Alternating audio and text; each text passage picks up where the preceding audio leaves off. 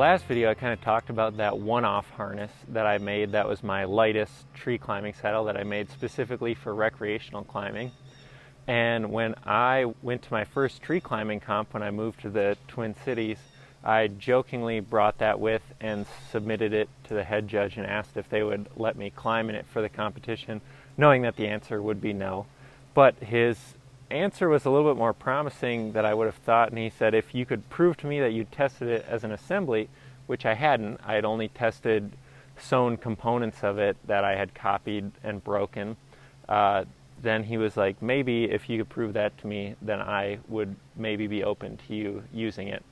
So I kind of went down this rabbit hole of I want to make a competition harness that would be something I made completely and had tested, and that I would be able to submit for competition. So that's what this harness is. This is my kind of competition harness. So this is something that's really lightweight and purpose-built for climbing competitions.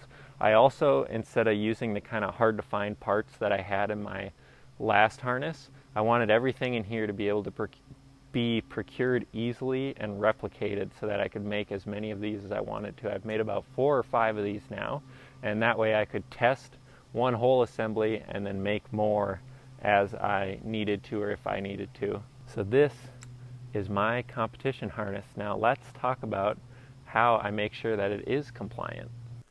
Now if you want to make a compliant harness, what does it have to be compliant to? So I thought that I had found on either the MSA or the ITCC website that the qualification they would look for would be the ASTM 887, which is the American standard for tree climbing harnesses. I can't find that anywhere to cite it. I thought I saw it, but that's what I went with anyways, was the American standard. The European standard would be the EN 358 or the 813. There's just 2 qualifications that go together to make this harness.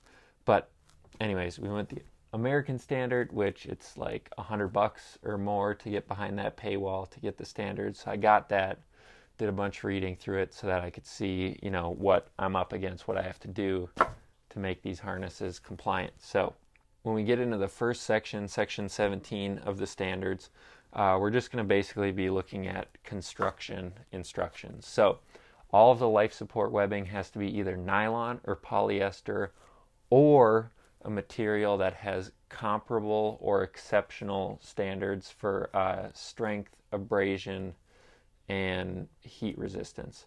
So it has to be as good as nylon and polyester or better. The other thing is the sewing thread that you use has to be the same. So if you're sewing nylon, which I'm sewing nylon, you got to be using nylon thread. Now another thing that the standard asks about your life support stitching is that it be of a contrasting color to the webbing so that your life support stitching can be easily inspected. Now the other thing that I did was, because I'm switching through different widths or different thicknesses of materials and I need to be adjusting the thread tension, I not only sew it of a contrasting color, but I have a different colored main thread and bobbin thread. One, because I'm lazy and that's an easier way to wind it so you don't have to undo the machine to load up with the same color thread. So that way I can have 2 cones so I can wind and just not rethread the machine every time. But that also means that because it's 2 different colors, the tan and the red, I'm able to make sure that the thread tension is correct and that it's retrieving enough of the bobbin thread on every stroke. Now the qualifications for the back padding is the back padding has to be at least 3 inches wide, and the way the harness is constructed, it can't interfere with your movements. When you read through the EN standards, they have this whole 10-minute test that someone has to do. Someone has to be seated in the harness and have to be able to touch their hand to their foot and make sure that you can move around and that it's a harness that you can be dexterous and agile in and that it's not going to inhibit your movement in the tree. But the American standard is not that specific. It just says blanket, you have to be able to move around in it. The other thing is the webbing has to be sealed, so sewn or burning it is what I did with the ends of most of my webbing to keep it from unraveling. And then when it comes to techniques for construction, the sewing has to be lock stitching. Now most home sewing machines are lock stitch machines. They don't specifically call out anything like a bar tack with like a zigzag stitch or anything like that. It's just the type of stitching has to be lock stitching because that's more redundant than like in an industrial setting you might find like chain stitching machines. Those are the ones where if you've ever had a thread on a shirt and you've pulled the thread and the whole hem of the shirt or like a whole sleeve's fallen off, that's how chain stitching works. It's basically like a really long daisy chain because it's just the same thread looped over itself. Whereas lock stitching, the thread physically interlocks with itself. So if you get a break in the thread somewhere, it's still going to be quite strong several stitches down. It's not necessarily just going to unravel the whole thing when you pull it apart. It's just a bunch of bites that are bound in the fabric to each other. Now, the machine that I went with, originally I sewed my first harness on just a $20 sewing machine from a garage sale, and that thing struggled with the webbing. So I got kind of a prosumer grade sewing machine, which is a Sailrite LSZ1, which can do a zigzag stitch because I did want to be able to do bar tacks, but you don't have to do bar tacks. It doesn't call that out anywhere in the standard. I just like it because it's a good high density stitch that's going to be durable. Even with a fancier machine like this, the webbing for these is incredibly thick. So one of the biggest challenges is just patterning your layout and knowing what order you're going to stitch things in, because I was still limited with the thick webbing by like only 2 layers. I could get like a good successful couple bar tacks in there. I had that limitation to work around, which was a little bit disappointing, but I learned to work with it, and this machine is a lot better than the Singer that I was using. It doesn't get quite as angry with me, and it's actually able to sew thick enough things that I could actually put foam in these harnesses for the padding instead of just having no padding in my rec climbing harness.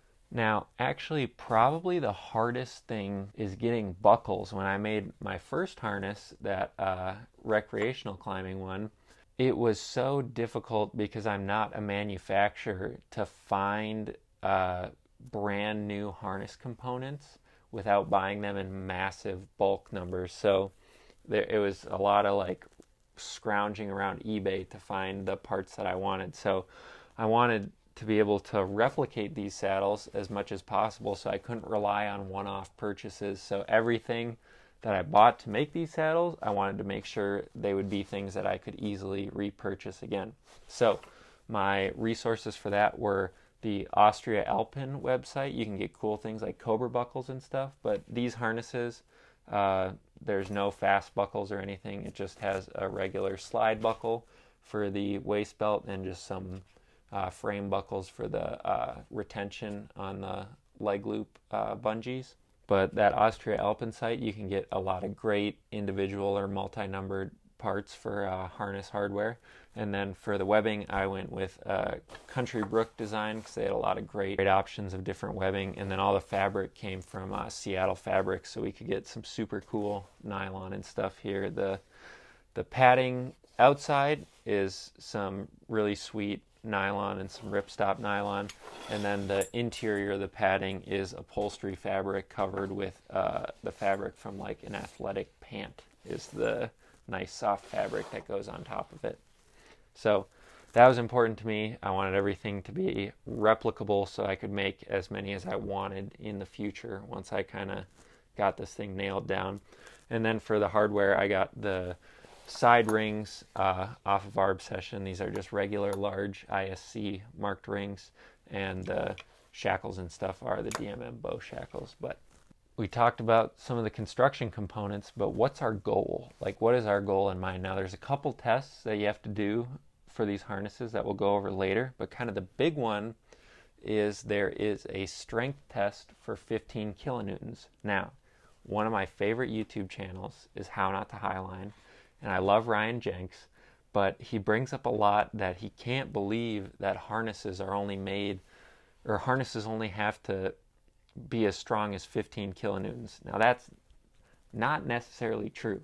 Harnesses have to withstand a proof load of 15 kilonewtons. That's not their breaking strength. That's not what it should be, because when you test a harness, it has to be able to see 15 kilonewtons without damaging any stitches, without anything deforming, and you have to be able to inspect the harness, and the test mass has to be able to hang in the harness after that static loading. So the static load test is the hard thing to pass. The drop tests are pretty easy, but it has to see 15 kilonewtons without you breaking anything, not popping any life support stitches or anything whatsoever.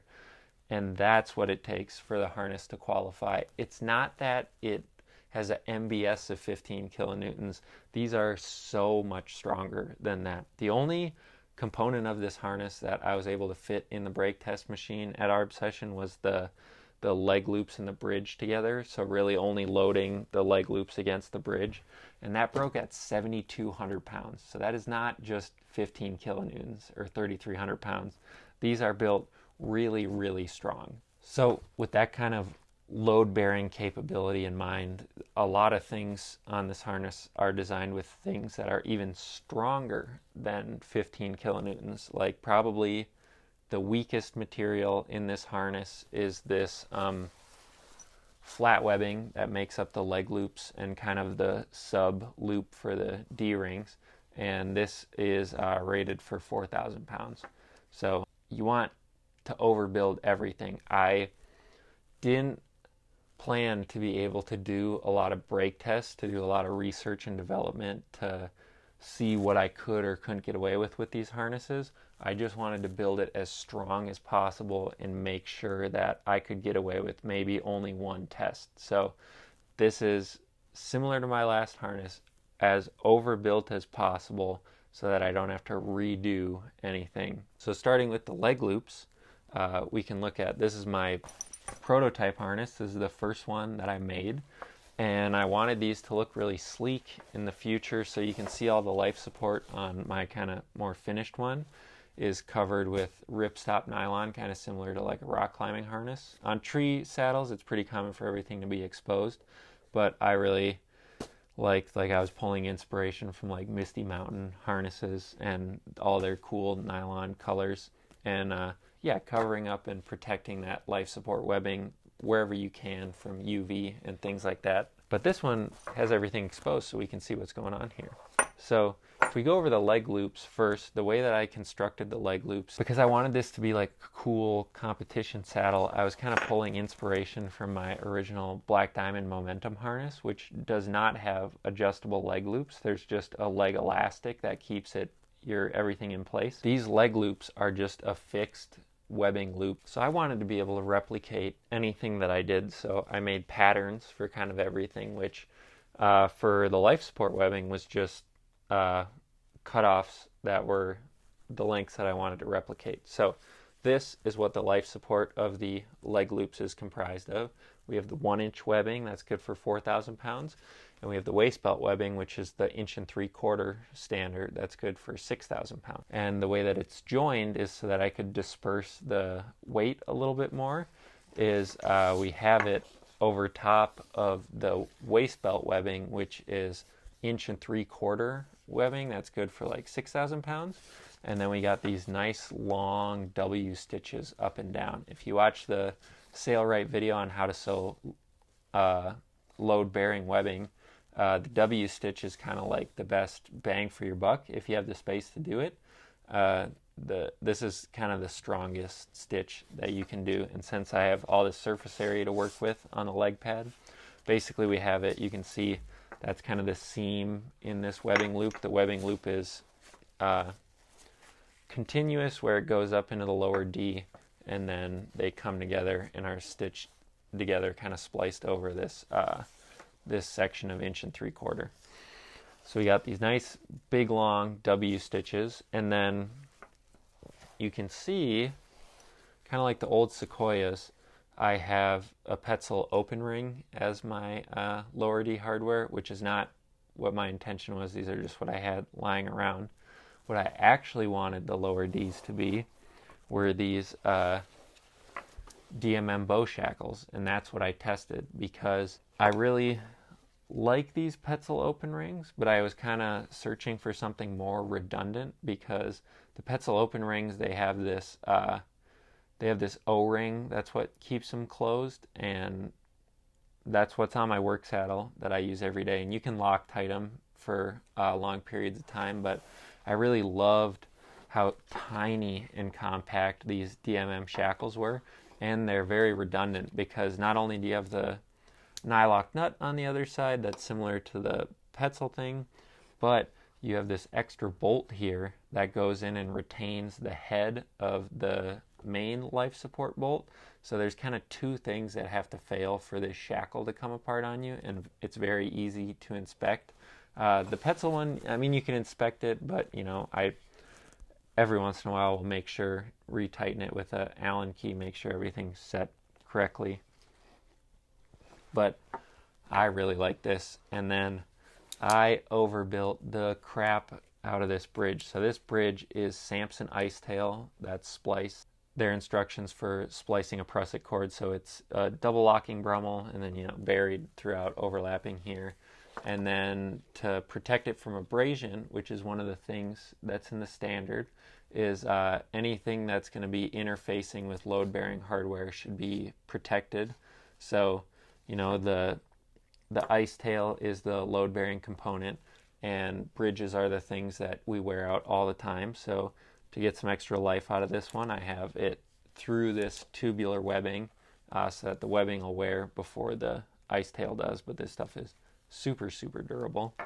So another place where I dealt with that is you can see on this one, basically to make it so that this webbing sits nicely in the compact shackle, we have it kind of folded over in kind of this crescent shape and then stitched down. Since this is the prototype, I don't have this protected, so this is something else I would want to wear out. So what I did on the kind of finished product is we have 1-inch nylon that's sewn over the leg loop webbing to protect the leg loop webbing from abrasion and extend its life, and that's what sits in the shackle. And I also have this strip stitched under it to keep it captive, because on these ones, since it's just a big open loop, these could shift around a lot on me, even though I had this extra retention strap, which this isn't life support webbing, this was just to keep it nice and tight on your leg. And on these ones I went with elastic with a buckle, kind of like a chunkier version of what's on the Kinesi.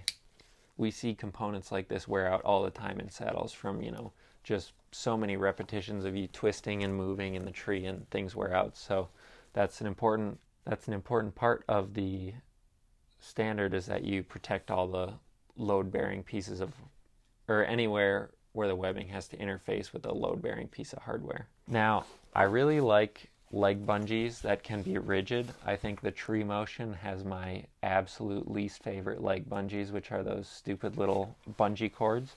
I like something that can be rigid once it's extended, but also, has that bounce to bring it back in. So for the leg bungees, I did just Climb Spec tubular webbing that has some elastic stitched into it. So we got some of that bungee there, but the buckles are joined up into the waist belt webbing, so that this is nice and rigid and supportive when you're sitting back into it. But when you're climbing around, it kind of follows your leg a little bit better.